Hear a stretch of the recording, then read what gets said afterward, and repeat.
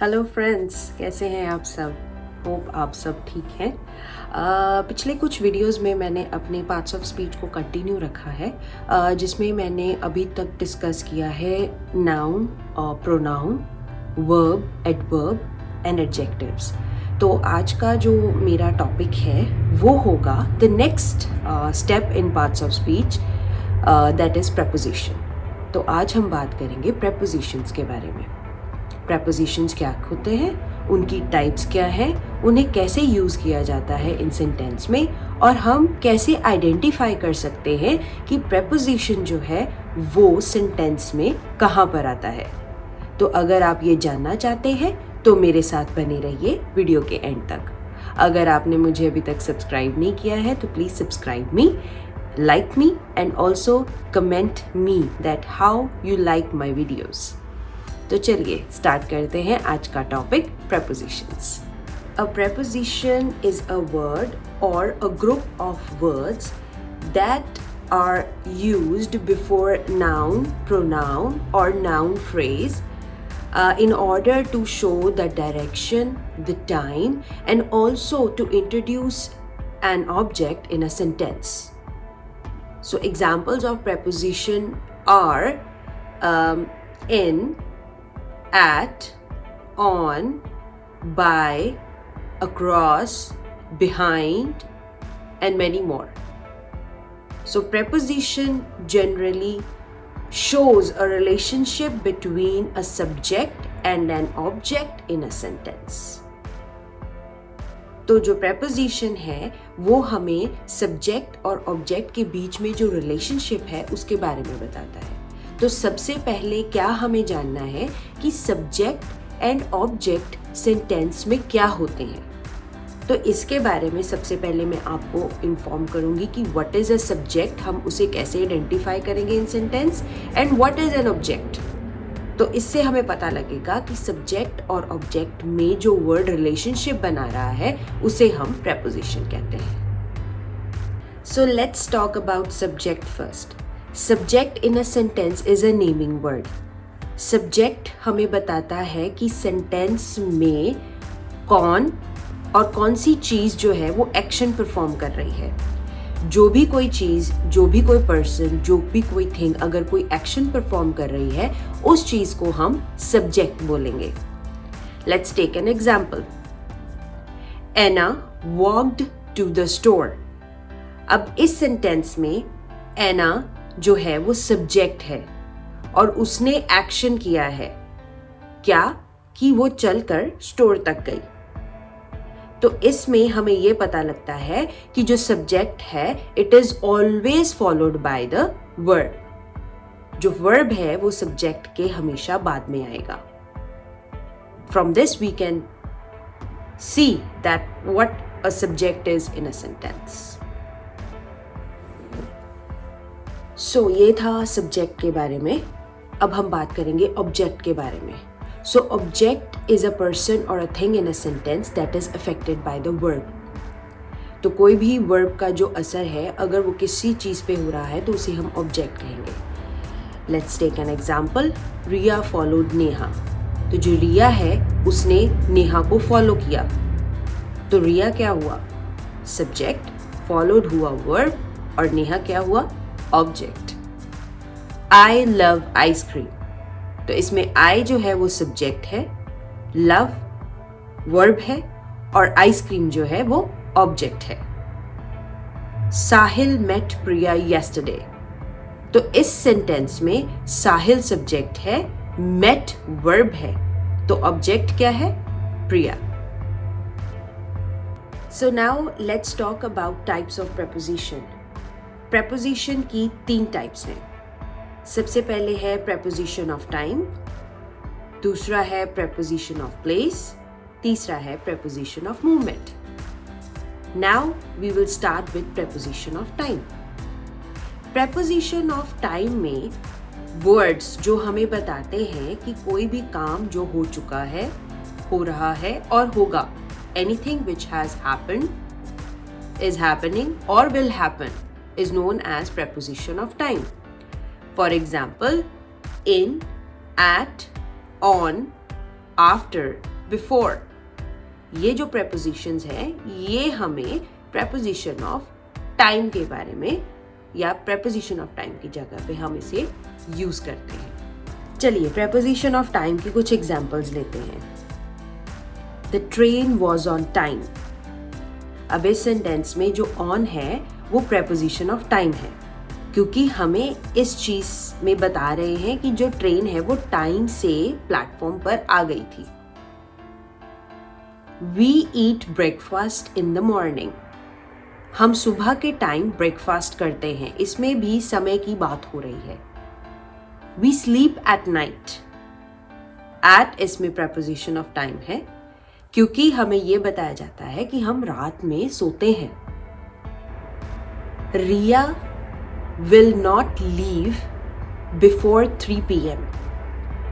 रिया 3 PM से पहले नहीं जाएगी, तो इसमें भी टाइम के बारे में बात हो रही है। Sanya goes back to home directly after work। तो जो सानिया है वो घर सीधे जाती है अपना काम खत्म करने के बाद, या अपने काम से निकलकर वो सीधे घर जाती है।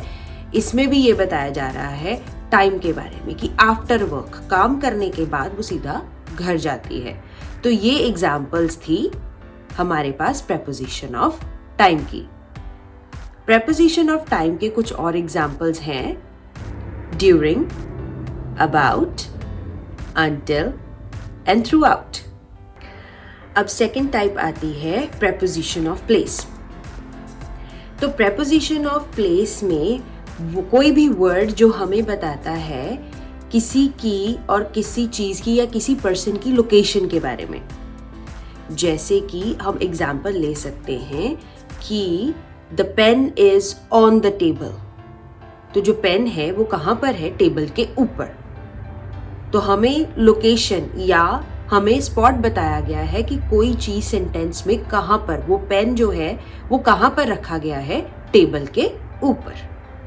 Examples of preposition of place are on, at and in। अभी आप सोच रहे होंगे कि अभी preposition of time में हमने on, in और at पढ़ा, अभी हम preposition of place में भी on, in and at पढ़ रहे हैं। रुकिए, इसके बारे में मैं आपको क्लियर करूंगी वीडियो के एंड में कि हमें डिफरेंशिएट कब करना है कि सेंटेंस में ये प्रेपोजिशन ऑफ टाइम है या प्रेपोजिशन ऑफ प्लेस है। फिलहाल हम कंटिन्यू करेंगे एग्जांपल्स के साथ प्रेपोजिशन ऑफ प्लेस की। तो ऑन हम कब यूज करते हैं? whenever we are referring to the thing which has a surface। जैसे कि मैंने पहले एग्जांपल ली थी, a pen is on the table। अब टेबल का सरफेस है तो टेबल पर पेन पड़ा है, तो यहां पर प्रेपोजिशन जो यूज हम कर रहे हैं वो है on. The images are on the page. Page का सरफेस है, इमेजेस कहां पर है? पेज के ऊपर, तो हम यहां पर ऑन यूज करेंगे। सेकेंड एग्जाम्पल है in. In is used while referring to anything which has confined boundaries। जैसे कि the water is in the jar। अब जार की बाउंड्रीज है, उसी में हम पानी डालकर रख सकते हैं, तो हम कहेंगे कि the water is in the jar। The children are playing in the garden। अब गार्डन की भी कन्फाइंड बाउंड्रीज होती है, तो अगर बच्चे गार्डन में खेल रहे हैं तो हम प्रेपोजिशन यूज करेंगे in। At is used when referring to a specific point। जब हम किसी स्पेसिफिक पॉइंट के बारे में बात कर रहे हैं तो हम वहां पर at यूज करते हैं। For example, I am standing at the door। तो जो डोर है वो स्पेसिफिक पॉइंट है कि मैं वहां पर खड़ी हूं। Anna is waiting for Harsh at the bus stop। वो एक स्पेसिफिक पॉइंट पर हर्ष की वेट कर रही है। तो जब भी हम किसी भी स्पेसिफिक पॉइंट के बारे में बात करेंगे या स्पेसिफिक लोकेशन के बारे में बात करेंगे तो हम वहां पर एट प्रेपोजिशन यूज करेंगे। Under, over, inside, outside, above, below are some more example of preposition of place. Third type है preposition of movement की. तो जो prepositions है which tells us about how someone or something moved from one place to another or is moving from one place to another, those are known as preposition of movement. सबसे ज़्यादा common example जो हमें use करते हैं वो है to. तो let's take an example. Anna walked to the store. तो इसमें जो to है वो एना की मूवमेंट दिखा रहा है स्टोर तक. Neha will go to bed at night.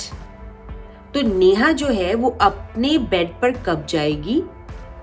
Night को. तो वो मूवमेंट दिखा रहा है नेहा की बेड तक to के साथ. तो जो to है वो यहाँ पर preposition of movement है.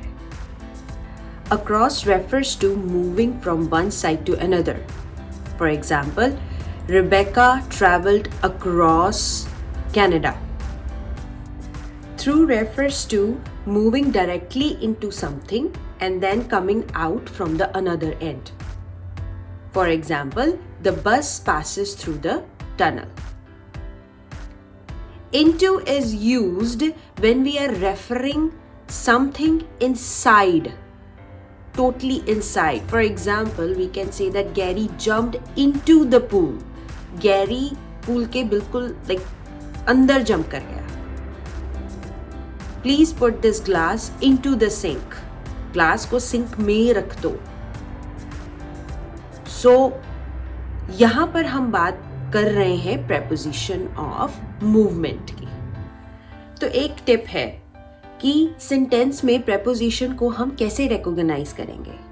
तो हमेशा ये ध्यान में रखें कि जो प्रेपोजिशन है it is always followed bye noun, pronoun और अ नाउन फ्रेज. अगर वो वर्ब से फॉलो हो रहा है या वर्ड के पीछे वर्ब है तो वो वर्ड जो है वो प्रेपोजिशन नहीं है. सो इस तरीके से हम पहचान कर सकते हैं कि सेंटेंस में प्रेपोजिशन कहाँ पर है. तो वीडियो के बीच में मैंने आपको बताया था कि प्रेपोजिशन ऑफ टाइम और प्रेपोजिशन ऑफ प्लेस दोनों में इन, ऑन एंड एट यूज हो रहा है. तो हम उन दोनों को कैसे डिफरेंशिएट करें कि इन कब प्रेपोजिशन ऑफ टाइम है, कब प्रेपोजिशन ऑफ मूवमेंट है. तो इसका थोड़ा सा आपको मैं एग्जाम्पल्स के साथ समझाऊंगी. इन अगर पार्ट्स ऑफ डेज के लिए, सेंचुरीज, मंथ्स, ईयर्स के लिए यूज हो रहा है तो वो प्रेपोजिशन ऑफ टाइम है. अगर इन जो है वो बात कर रहा है किसी कंट्री की, किसी नेबरहुड की, तो वो प्रेपोजिशन ऑफ प्लेस है. अगर ऑन यूज हो रहा है हॉलीडेज के लिए जो कि डे वर्ड से एंड होते हैं जैसे कि मेमोरियल डे, कनाडा डे, तो वहां पर जो ऑन है that is a preposition of time. अगर हम ऑन यूज कर रहे हैं for days of week, for days of month और डेट्स के लिए, that is also preposition of time. अगर हम ऑन यूज कर रहे हैं फॉर स्ट्रीट्स, फॉर एवेन्यूज या फिर लार्ज व्हीकल्स के लिए जैसे कि बस और ट्रेन, तो वहां पर हम कंसिडर कर सकते हैं कि जो ऑन है that is preposition of place.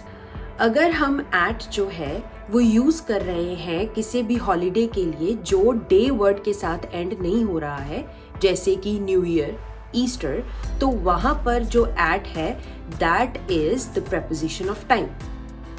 या फिर हम एट यूज कर रहे हैं for a specific time period जैसे कि 12 o'clock, 7 PM, तो वहां पर भी एट जो है that is a preposition of time.